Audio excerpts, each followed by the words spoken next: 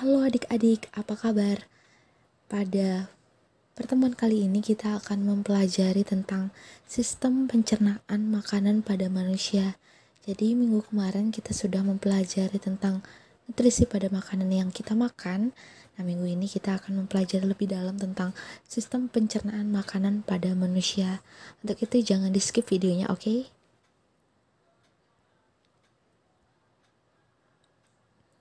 Struktur dan fungsi sistem pencernaan makanan pada manusia. Nah, masih ingatkah kamu bahwa makanan diperlukan oleh tubuh untuk memasok energi? Di mana makanan diproses dalam tubuh melalui 4 tahap, yaitu yang pertama, ingesti, merupakan proses memasukkan makanan ke dalam mulut. Yang kedua, digesti, yaitu pencernaan. Yang ketiga, absorpsi, yaitu penyerapan. Yang keempat, defekasi, yaitu pengeluaran.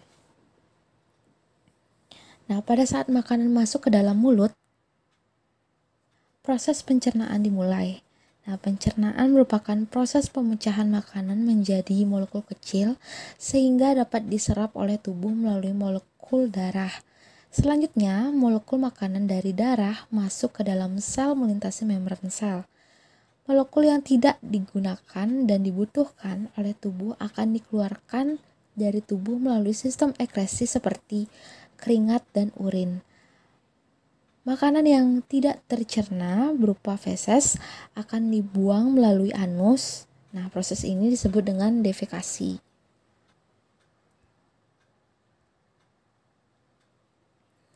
Pencernaan makanan terbagi atas 2 macam, yaitu pencernaan mekanis dan pencernaan kimiawi. Nah, pencernaan makanan secara mekanis terjadi ketika makanan dikunyah, dicampur, dan diremas. Pencernaan mekanis ini salah satu contohnya terjadi di dalam mulut, yaitu pada saat makanan dihancurkan oleh gigi. Nah, pada pencernaan kimiawi terjadi reaksi kimia yang mengurai molekul besar makanan menjadi molekul yang lebih kecil. Pencernaan kimiawi pada proses pencernaan biasanya dilakukan dan dibantu oleh enzim-enzim pencernaan seperti enzim amilase pada mulut. Organ pencernaan utama. Sistem pencernaan manusia terdiri atas organ utama berupa saluran pencernaan dan organ aksesori atau tambahan. Nah, saluran pencernaan merupakan saluran yang dilalui bahan makanan yang dimulai dari mulut, kerongkongan, lambung, usus halus, usus besar, rektum, dan yang terakhir yaitu anus.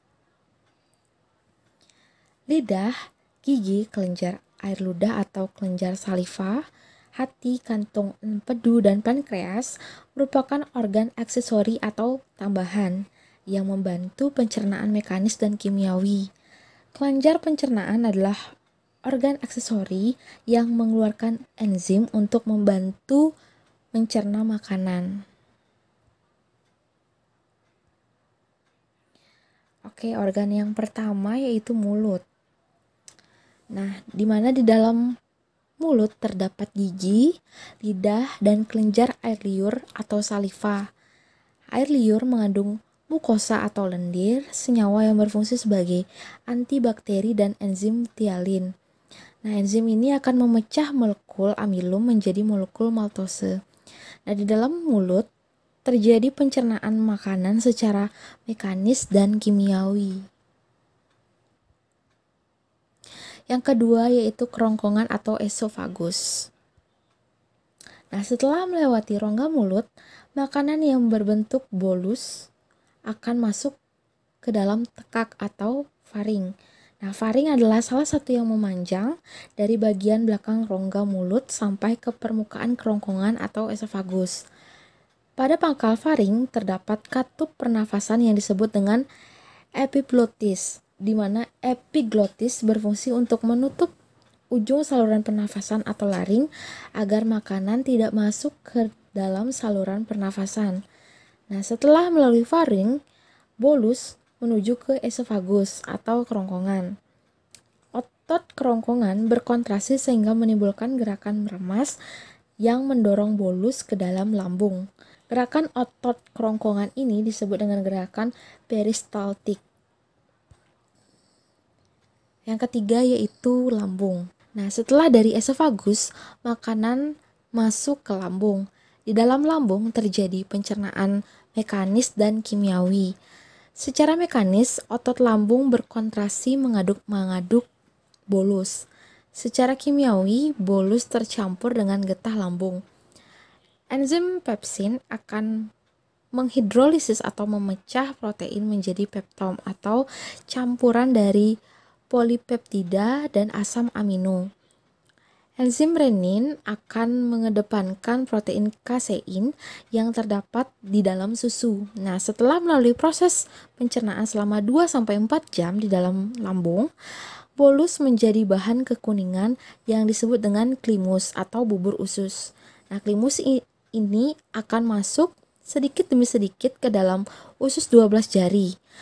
Pengaturan ini dibantu oleh adanya sphincter, yaitu otot-otot yang tersusun melingkar antara lambung dan usus 12 jari. Yang keempat yaitu usus halus. Usus halus memiliki panjang sekitar 8,25 meter. Nah, biasanya usus ini kalau misalnya kita uraikan, dia akan benar-benar panjang, sangat-sangat panjang, seperti luas lapangan sepak bola. Nah, di mana usus halus terdiri atas 3 bagian, yaitu usus 12 jari atau duodenum dengan panjang sekitar 0,25 meter, usus tengah atau jejunum dengan panjang sekitar 7 meter. Di dalam usus halus terjadi pencernaan secara kimiawi saja. Pada duodenum terdapat saluran yang terhubung dengan kantong empedu dengan pankreas. Getah pankreas mengandung enzim lipase, amilase, dan tripsin. Enzim lipase akan mencerna asam menjadi asam lemak dan gliserol. Amilase akan mencerna amilum menjadi maltose. Tripsin akan mencerna protein menjadi polipeptida.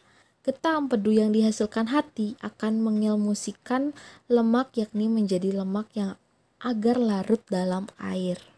Pencernaan makanan akan dilanjutkan di jejunum. Pada bagian ini terjadi pencernaan terakhir sebelum zat-zat makanan diserap. Zat-zat makanan setelah melalui jejunum menjadi bentuk yang siap diserap. Penyerapan zat-zat makanan terjadi di ileum. Glukosa, vitamin yang larut dalam air, asam amino dan mineral setelah diserap oleh villi usus halus akan dibawa oleh darah menuju hati dan diedarkan ke seluruh tubuh. Glukosa dalam hati selanjutnya disimpan dalam bentuk glikogen. Asam lemak, gliserol, dan vitamin yang larut dalam lemak setelah diserap oleh villi usus halus akan dibawa oleh pembuluh getah bening menuju hati, kemudian disimpan dalam jaringan lemak. Struktur usus manusia memiliki lipat-lipatan, baik bagian luar maupun bagian dalam, yang berfungsi untuk memperluas bidang penyerapannya. Semakin luas bidang permukaan bagian dalam usus, semakin banyak villi yang terdapat. Akan menyebabkan proses penyerapan yang terjadi juga akan semakin efektif. Nah, Tuhan yang telah merencanakan atau merancang struktur usus halus tersebut itu, bayangkan apabila struktur usus datar, maka penyerapannya juga tidak efektif dan membutuhkan waktu yang sangat lama. Akibatnya kita akan kekurangan pasokan nutrisi. Yang kelima yaitu usus besar. Jadi usus besar atau kolon memiliki panjang 1 meter dan terdiri atas yang pertama yaitu kolon ascendens atau naik.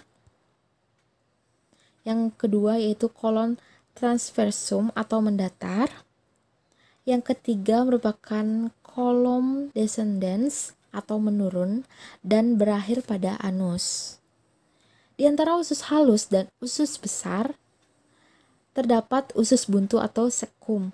Pada ujung sekum terdapat tonjolan kecil yang disebut dengan umbai cacing atau appendix yang berisi massa sel darah putih yang berperan dalam imunitas.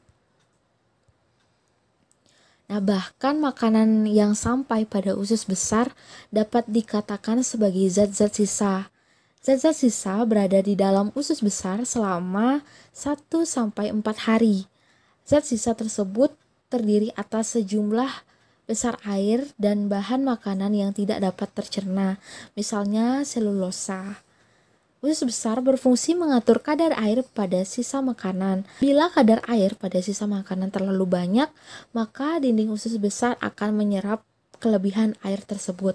Sebaliknya, jika sisa makanan kekurangan air, maka dinding-dinding usus besar akan mengeluarkan air dan mengirimnya ke sisa makanan.